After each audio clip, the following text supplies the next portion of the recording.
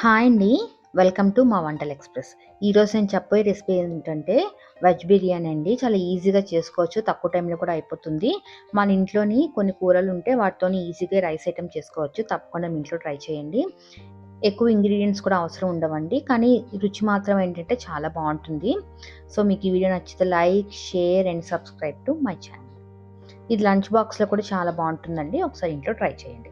So ముందుగా మనం తీసుకున్న వెజిటబుల్స్ ఏంటంటే బంగాళదుంప, carrot, capsicum, tomato, onions, green peas, beans and పచ్చిమిర్చి.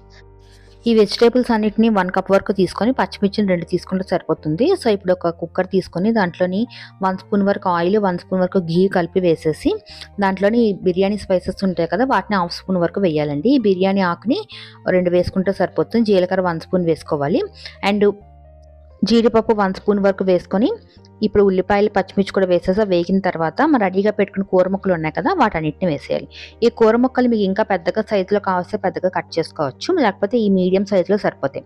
సో ఇప్పుడు ఏమని మనం ఉడికి కొంచెం వేగిన తర్వాత టమాటాలు కూడా వేసేసి ఇప్పుడు వీటన్ని మగ్గాలండి.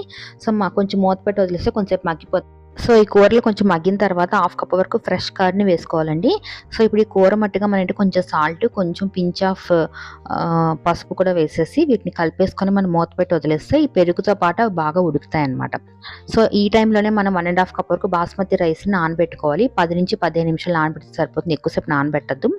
కొంచెంసేపు అయిన తర్వాత చూస్తే మనకి ఏంటంటే ఈ పెరుగు బాగా మగ్గిపోయి కూరలు కూడా బాగా ఉడికినట్టు అవుతాయి. ఇప్పుడు ఆల్రెడీ నానబెట్టుకున్న బియ్యం ఉంది కదా, సో బియ్యాన్ని మొత్తాన్ని వేసేసి ఇప్పుడు మన వాటర్ ఏంటంటే మనం 1 ½ కప్ వరకు బాస్మతి బియ్యం తీసుకున్నాం కాబట్టి 3 కప్స్ దాని డబుల్ వరకు వాటర్ వేయాలి. సో 3 కప్స్ వరకు వాటర్ వేసేసి ఇప్పుడు 1 ½ స్పూన్ వరకు బిర్యానీ మసాలా వేయాలండి. సో 1/2 స్పూన్ వరకు కారం ఉంటుంది కదా, దాన్ని వేస్తే సరిపోతుంది. ఇప్పుడు బిర్యానీ మొత్తానికి సరిపడే సాల్ట్ వేసేసి కొంచెం కొత్తిమీర అండ్ 2 స్పూన్స్ వరకు నెయ్యి వేసేసి దీన్ని మూత పెట్టాలి. కుక్కర్ ఏంటంటే నేను విజిల్ పెట్టనండి, విజిల్ లేకుండానే కుక్కర్ పెట్టేస్తాను. మూత పెట్టేసి మీడియం ఫ్లేమ్ మీద 25 నిమిషాల పాటు మనకు ఉడికించుకుంటే మనకి ఈ విధంగా ఉడికిపోతుంది. కానీ అది కొంచెం ఉమ్మగిలాలన్నమాట. సో అందుకని ఏం చేస్తామంటే మళ్ళీ 2 స్పూన్స్ వరకు, అంటే 25 మినిట్స్ తర్వాత మనం ఓపెన్ చేసి చూస్తే ఈ విధంగా ఉంటుంది. సో ఇప్పుడు 2 స్పూన్స్ వరకు నెయ్యి వేసేసి మళ్ళీ మనం మూత పెట్టి ఒక 5 మినిట్స్ వరకు వదిలేస్తే అది ఇంకొంచెం బాగా ఉమ్మగిలినట్టు అవుతుంది.